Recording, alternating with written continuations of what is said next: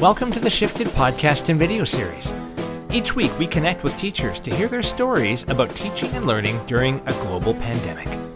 We focus on shifting practices, digital tools and resources, health and wellness, maintaining balance, and supporting our students during these challenging times.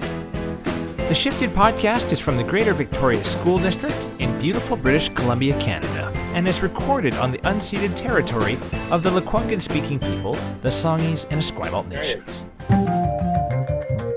All right. Welcome, everybody. We're really pleased to be talking with Leslie Davis from Spectrum High School this afternoon. And Leslie has been a long time, a person who's been engaged with a lot of our secondary curriculum offerings over the last few years in a multitude of capacities, through an ELL, through a social studies, through an English lens. And I know Leslie has a lot of experience in a lot of different areas in her teaching past, teaching overseas in a multitude of schools abroad.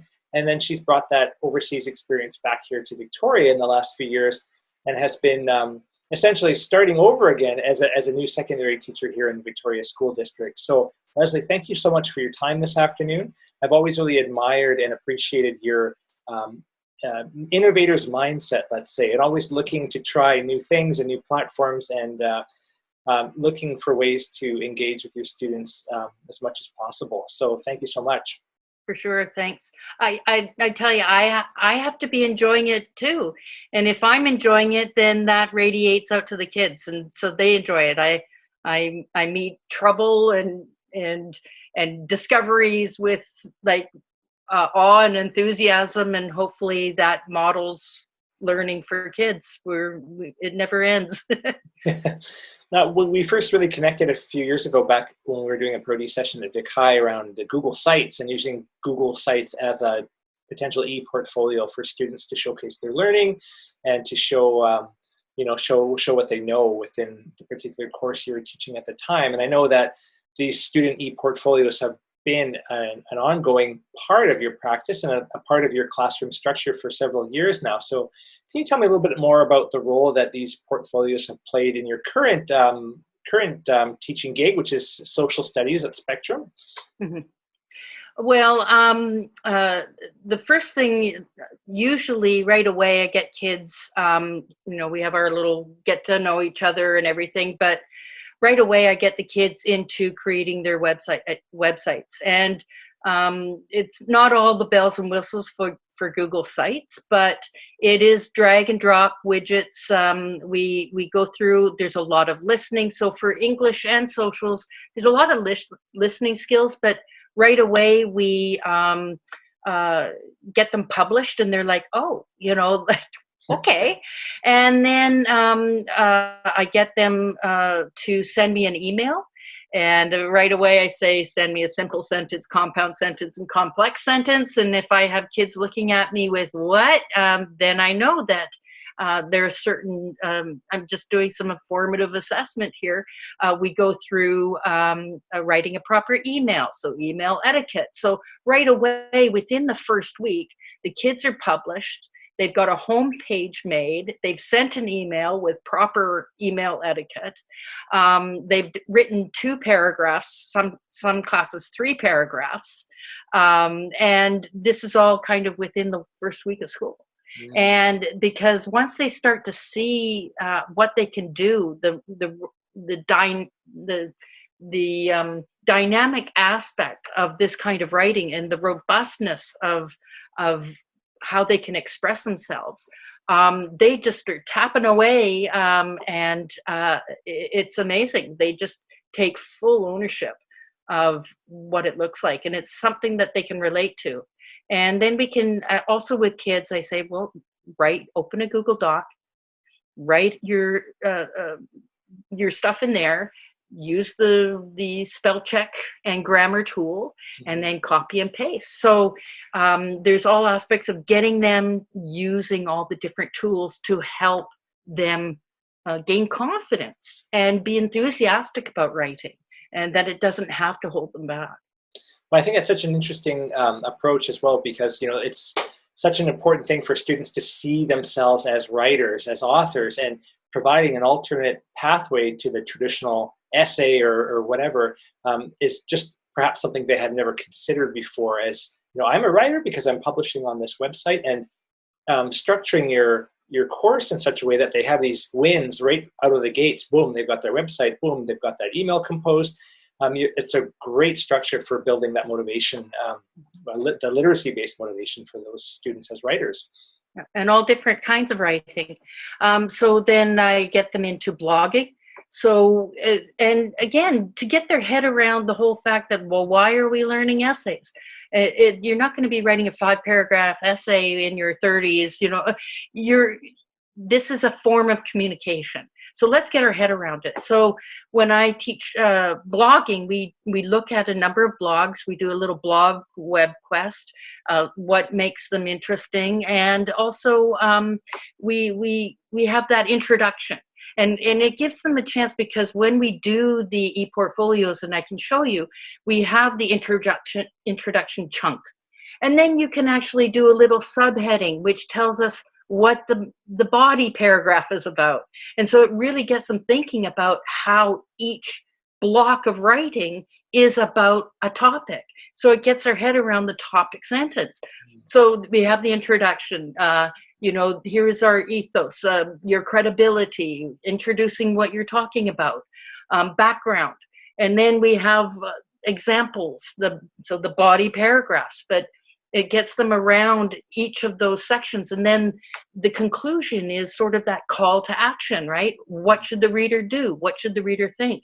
So when we do blogging, our first blog right away, we do persuasive writing. It's an opinion post.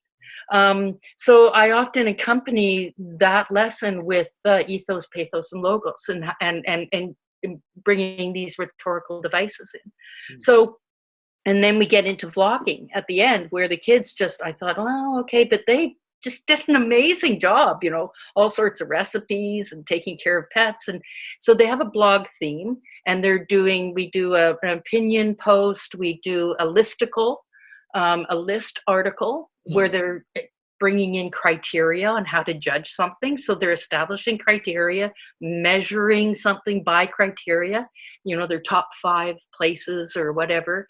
And then we do a vlog, and other kids have also done a number of other blog, so it also allows for extending. So kids who want to be challenged will write more blogs. Kids who are trying to work through kids who are trying to get the work done, but they meet required, they're proficient, they've moved up, right? But it allows for that extending. So, back in 2014, if people are watching this and don't realize, but back in 2014, when the new curriculum began to be unveiled for BC, and then several years after that, when the secondary curriculum finally came about in secondary English, a number of distinct threads appeared within the English curriculum, including new media, which is, I think, what you're talking about here. What role do you think the new media course has provided for those teachers that are looking to broaden the scope of what literacy means? Because you've talked about vlogging and blogging and all of these different tools. Each one of them is innately connected to literacy, but has its own unique skills required to be successful at doing that way. Do you think this would have been possible? Or do you think this would be as prevalent now if it wasn't for that curriculum shift that occurred? I don't think so. I think that when I look back at some of the materials I've inherited from previous Socials 11 teachers, and it's so dry, and it's just this teach all this content in a very, because it's got to be tested. And whereas instead of teaching all this, I've for my socials, and it's not just new media, I've done ePortfolios for spoken language. So we do a lot of screencastifying and oration. They can bring in audio files. But we've done this for creative writing 11. I've done this for English 9, and I'm doing it for social studies 10. So it's all in new media. Now, specifically new media, then I'll do new media topics. But I do this with every class. Yeah. So I was going I to say, just, isn't that a true embodiment of the spirit of the new curriculum? Is that flexibility in delivery, and the ability for you to put that spin and interpretation on the curricular competencies in how you see to deliver those. So yeah. I just think that, so instead of like in teaching, I can have vocabulary, but then I'll say, okay, so now we've got maybe matching, or somehow we do a vocabulary exercise.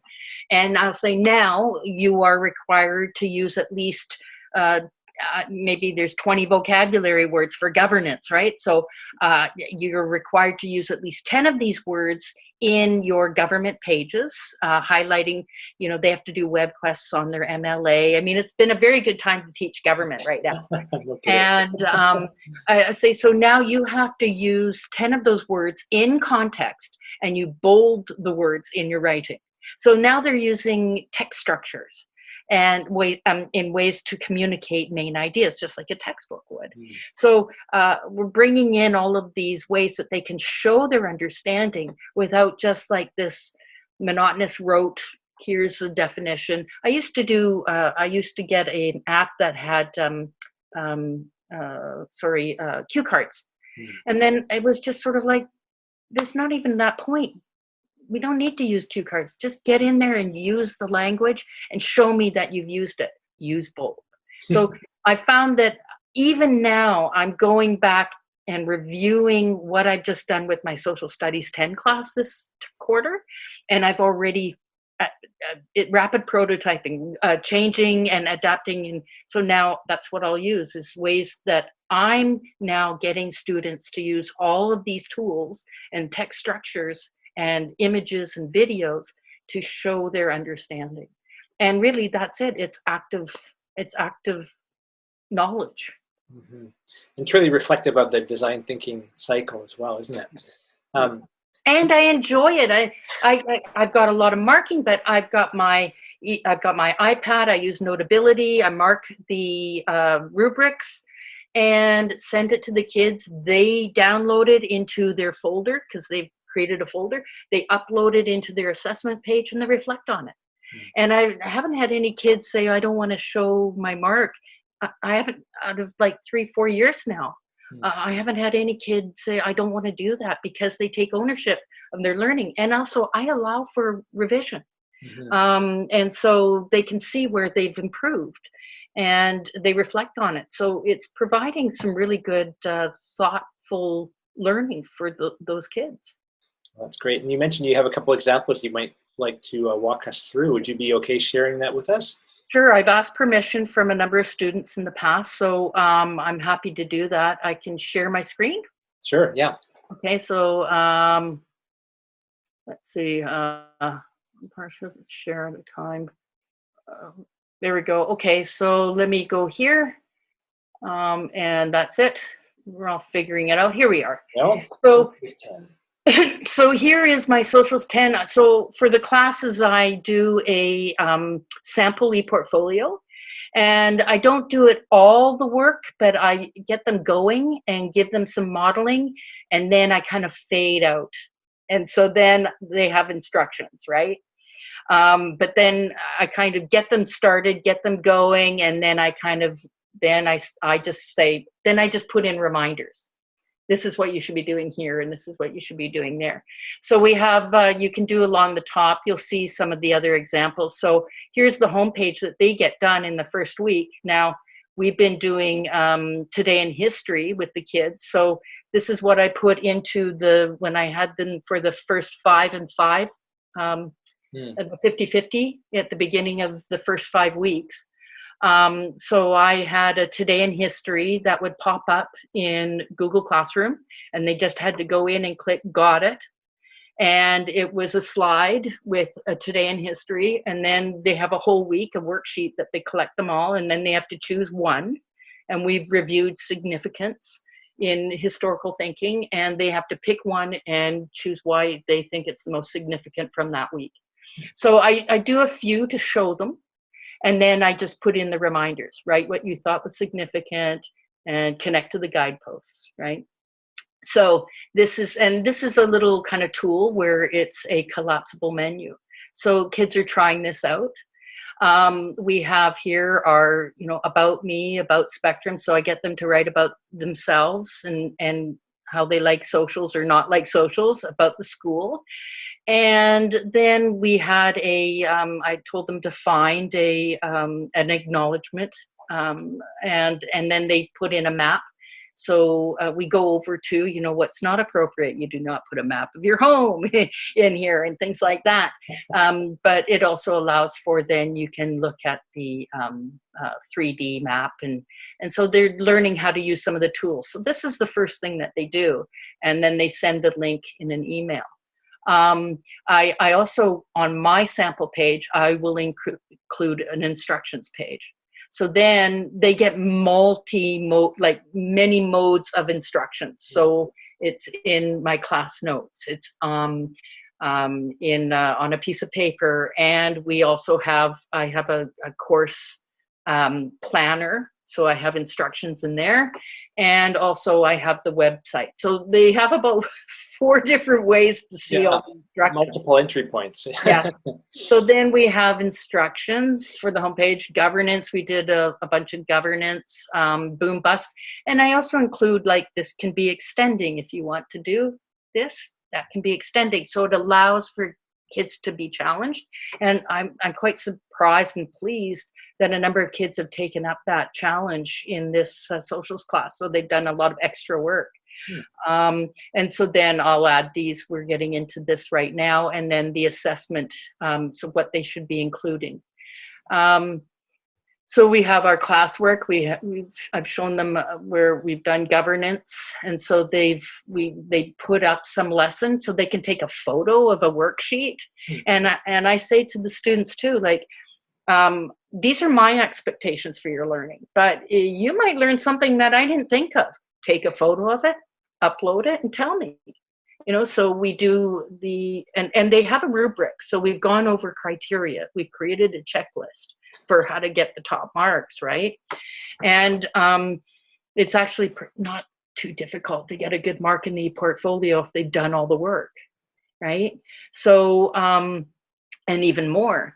But they know that they have descriptive text, which is the title, the date, what it is, and then the reflective, we've gone over reflective writing, what they've learned. Did they have problems? Was it easy? You want to note that so you don't make the same mistake next time, or you do what worked again.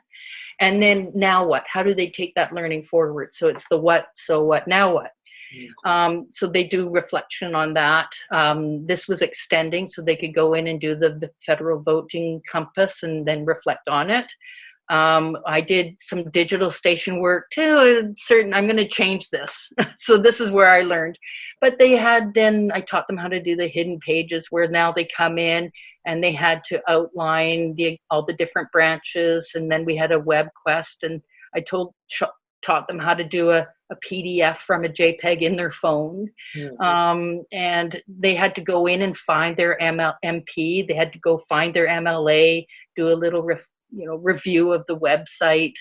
And then they had to do a division of powers. So they had to take pictures in their neighborhood of all the different, what government runs all these different things. So I kind of give them a sort of a sample, but then my other pages are much less, right? So, and then here's an example of the assessment. So they upload the PDF, and then the what, and then they do a reflection. And so kids are often, it's quite interesting, some of the reflections. They really take it to heart. This is the social studies so I do a sample for all the classes, and now I've got a few built up. Here is a grade 9 student. So here is her homepage, and of course we had I believe, poem that we included, and here is her, so here's her English 9, about herself, English 9 experience, Spectrum School. So they're really there's lots of writing. This is a better student, but even some of the kids that have IEPs are doing admirable work.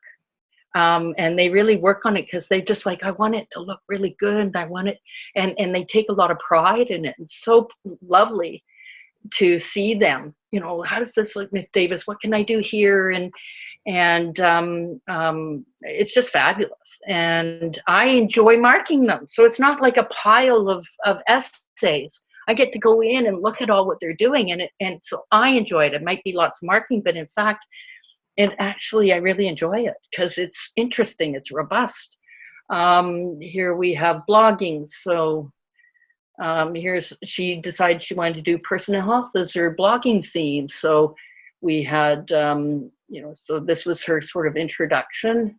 And then she has different, here's her opinion post, her 5 advantageous tips. So her listicle, and then she has a blog. And then I give them a passion page. Before the COVID, I gave them a passion page. If you want to do goofy and weird stuff, that page, just go for it, right? But everything else is kind of academic. Here is a Creative Writing 11 page. This is on a blogging page. And so opinion, listicle, and a vlog. We had coursework where then we even had the kids make up, we did a plagiarism game, so they kind of do a reflection on that, writing a ghost story. We had a film kind of festival, so they went into NFB and picked a film and did a film review, so creative nonfiction. And then they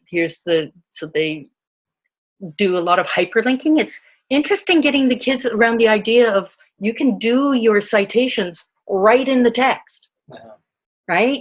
And so they have the hyperlinking. So that hyperlink, there we go. So this was the movie they chose, and so here's the movie review and the rating.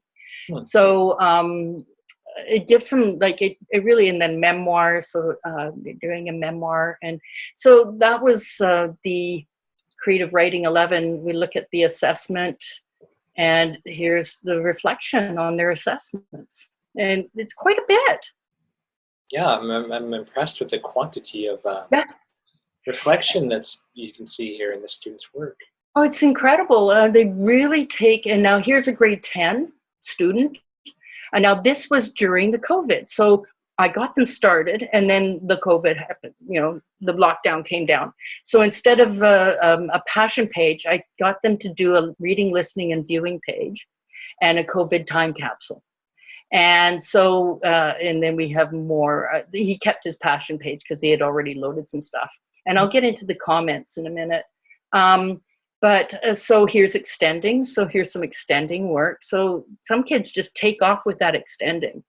But the reading, listening, and viewing, I just said, give me some reviews, tell me what you're doing, so they came in and just wrote about stuff, the COVID time capsule, to get them to discuss what's happening, how are they dealing with it.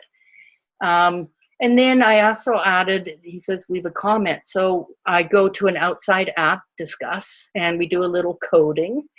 And we get the kids to install a comment box. And so then I do go out there and do a glow and grow for some of the kids, right? So now we're doing comments and reading a comment. And so really getting kids to do specific comments, like really saying where it is, if you have spelling mistakes, well, where?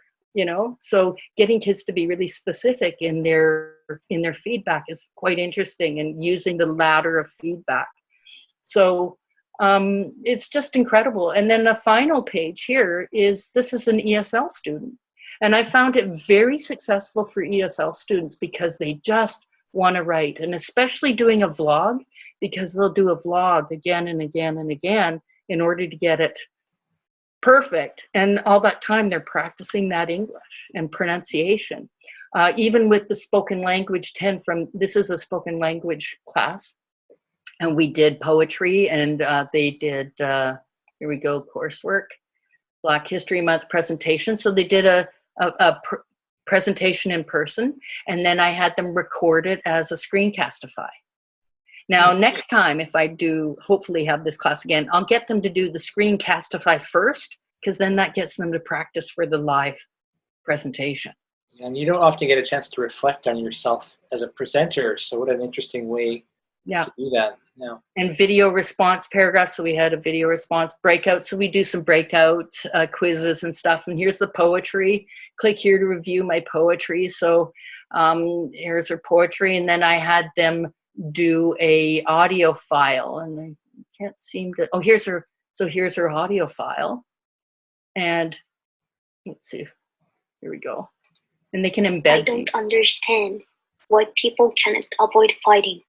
Why people with physical or mental disabilities are hated by others. Why people... So, and some kids, they just include an audio file, or they make a little video. I've found with this socials class that I've had some kids having trouble with their writing. And I've had kids on the spectrum and different abilities. And I've said, well, just put that as an audio file. So then they actually just tell me the learning, and they put it in, and they've demonstrated their understanding. So it's actually, now I have one student who's been really kind of holding back because he's been frustrated with his writing. I said, well, just make that into an audio file. I wanted them to use different strategies on how would you use your voice to make a change in society. And we had like 6 different strategies, and special interest groups and protests and things. And so I said, just do it as an audio file. So he did 3 audio files, and then he started writing about the audio files. Like, it suddenly opened it up for him. So he found that he could communicate in a different way. So it just, the potential, I'm still discovering the potential of these, because they are so, they can be so, universal design of learning, right? Like, they can really be adopted for anybody. And I've had kids too say, I don't want to do it. But then I say, okay, do it on paper in a binder, keep a portfolio. And then 2 weeks later, they're like, I'm going to do it's a lot easier on the ePortfolio. Well, I'm blown away when I'm looking at what you're showing me here, because, I think the last time we sat down and we looked through some of these together, I feel like they've evolved.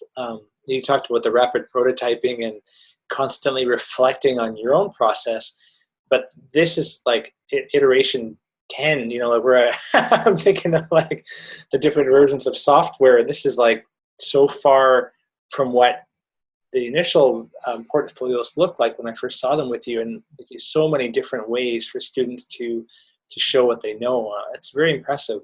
Yeah, these are a result of my learning as well. Yeah, that I'm constantly adapting and improving, and I'm still discovering. And students also reveal to me certain things that are really helpful. So we're just building and building. So this, for somebody who hasn't dipped their toe in this type of technological pool at all, seeing this might be kind of an overwhelming concept to try and wrap your head around. But if you're encouraging somebody to get started with this type of portfolio, this ePortfolio process, what would be some advice you could give them to help get them started on their way? Well, the first thing I did was that I just went in and opened up, and I started on the old sites. The new sites are much easier, and there's a lot of tutorials on Google and in YouTube. Google. I tell the kids, your best friend is Google. So type, how to start a ePortfolio in Google or Google Sites. So this is the new Google Sites, but now I think they're just calling it Google Sites. Mm-hmm. And there's a lot of tutorials.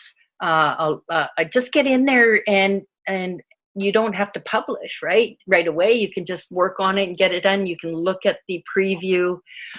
Mine didn't look like this when I first started. So again, and be your student, because then it'll give you more empathy for what they're doing. Go through and try it out. And I think as you do that, then you'll see the struggles that they may be having. And then, because that's what I do, I know now some of the problems students had because I had those same problems when I was starting. But it's well worth the investment. Yeah. It really is. Yeah. Because it's so rewarding for me, and it's really rewarding for the kids. We're seeing the fruits of all your efforts here in front of us today. Yeah, and workshops. Anytime there's like an ed tech. Well, I mean, in the before times, when there were workshops, people were doing workshops on ePortfolios. But Google them, and it might even be worthwhile to do a workshop for a school pro-D, right? Yeah. And talk to your tech people. And get some advice on, maybe somebody might be able to just do a morning workshop with a group of people who are interested, and just, okay, let's create your first website, right? Yeah, it's always good to connect with those people that have been down this path before you. Yep. Is there any other last little tips or tricks or bits of information you'd like to share with us today before we wrap up?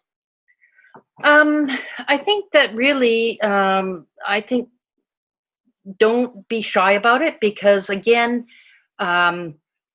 it doesn't have to be public. You figure out the little nuances and everything. I think just be patient with your own learning. If you get started on it, then at some point you'll be able to bring it in. I started slowly, so I started with one class. This is really the first time that I've had a chance to do it with socials. But I'm willing to, I'm just willing to put myself out there too, and the kids see that, and I think they appreciate it. And then when somebody has a solution for an issue, it's like, thank you, you're awesome. And so they feel they've contributed to the class. We have all these little experts. Students know how to use certain tools, like somebody was showing me for videos or for vlogging, how to use InShot. Kids recommended that. Even doing a class page where kids could participate. I haven't done that yet, but it could be something. I mean, I'm still learning the potentials, and you can see where I am, and I'm still learning how to use more of it.